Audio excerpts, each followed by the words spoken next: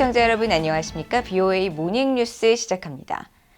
정전협정일을 맞아 북한은 이른바 전승절 열병식을 통해 러시아 대표단을 주석단에 동석시키고 연대 의지를 과시했습니다. 미국 전문가들은 최근 러시아와 북한의 밀착 행보는 서로 이해관계가 일치하는 부분이 있기 때문이라며 양측이 무기 지원과 미사일 기술 거래를 하며 더욱 밀착될 것으로 전망했습니다. 조상진 기자가 보도합니다. 북한이 전승절로 부르는 정전협정 체결 이래 심야 열병식을 열었습니다. 주석단에는 김정은 국무위원장 좌우로 세르게이 쇼이구 러시아 국방부 장관과 리홍중 중국 전국인민대표대회 상무위원회 부위원장이 자리하면서 북중러 3국의 연대를 과시했습니다. 우크라이나를 침공해 전쟁을 벌이고 있는 러시아의 국방장관이 직접 북한을 찾은 것은 이례적인 행보입니다. 로버트 수퍼 전 미국 국방부 핵미사일 방어정책 부차관보는 최근 북한과 러시아의 이 같은 밀착은 북한의 핵능력 증강의 연장선이라면서 북한과 러시아의 무기개발 협력 가능성을 제기했습니다. If there's more technology transfer from Russia to North Korea, it only will help the North Koreans develop and refine their ICBM capabilities, giving them the ability to reach the United States with their nuclear weapons, as well as continuing to threaten South Korea, Japan, and other neighbors. 에반스 리비어 전 국무부 동아태 담당 수석 부차관보는 북한과 러시아가 준동맹 징후를 보이고 있다고 분석했습니다.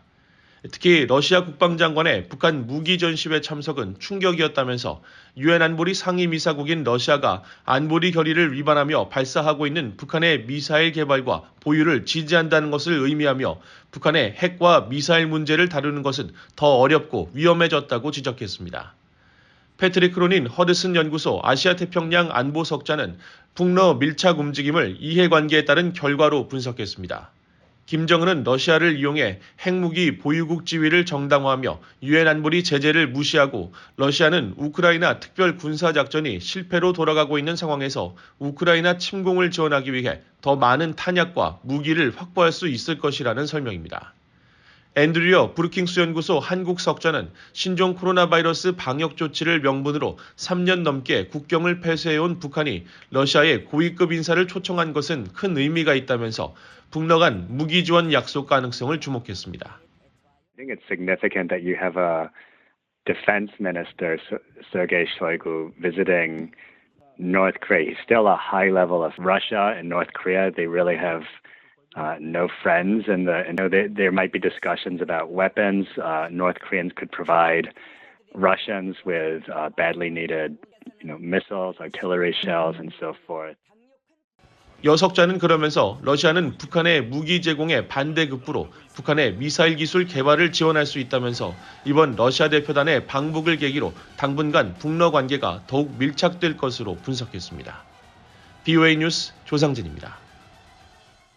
미국 연방의회의 한국계와 친한파 의원들과 한인단체들이 한국전쟁 정전협정 70년을 기념하며 굳건한 미한 관계를 가능하게 한 참전용사들에게 감사를 표했습니다. 미국 연방의원들과 미주 한인유권자연대, 미주 한인위원회, 한미경제연구소는 27일 연방하원 레이번 빌딩에서 한국전쟁 참전용사와 정전의 날 기념 리셉션을 공동 개최했습니다. 참전용사들의 희생과 전쟁의 아픔을 기억하고 한반도 평화의 중요성을 되새기는 이날 행사에는 한국계인 앤디 김, 영김 의원과 한인 유권자가 많은 지역구를 둔 캘리포니아의 마크 타카노 의원과 뉴저지의 조시 코트하이머 의원도 참석해 미한 관계의 중요성을 강조했습니다. 조현동 주미대사는 이 자리에서 한국전쟁 참전용사인 로버트 세네월드 전 한미연합사령관의 손자, 손녀와 참전용사인 제임스 노먼 디그스 씨에게 평화의 사도 메달을 전달했습니다. 줄리 터너 미국 국무부 북한인권특사 지명자가 의회 인준을 통과해 조만간 북한인권특사로 공식 임명됩니다. 미국 상원은 27일 본회의에서 미국 정부의 대북 인권정책 수립과 집행 전반에 관여하는 대사급 직책의 북한인권특사 줄리 터너 지명자에 대한 인준안을 호명 투표로 가결했습니다.